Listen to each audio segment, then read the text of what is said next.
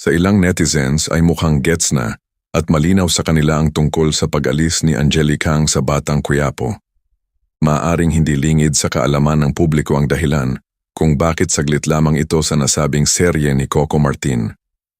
Narito ang ilan sa mga posibleng dahilan kung bakit hindi siya pinatagal sa Batang Quiapo. Una, hindi nga siya opisyal na cast. Bansag lang ng iba na bahagi siya ng show, ngunit hindi siya rehistradong regular na artista sa list of cast ng nasabing serye. Sa kabila ng naging pahayag nito na marami pa siyang ipapakita sa programa. Pangalawa, maaaring putol ang kanyang eksena sa airing dahil sa pacing, runtime constraints, o creative decision ng mismong production team na alisin na siya agad sa eksena. At ang huli ay hindi daw approve sa girlfriend nito na si Julia Montes.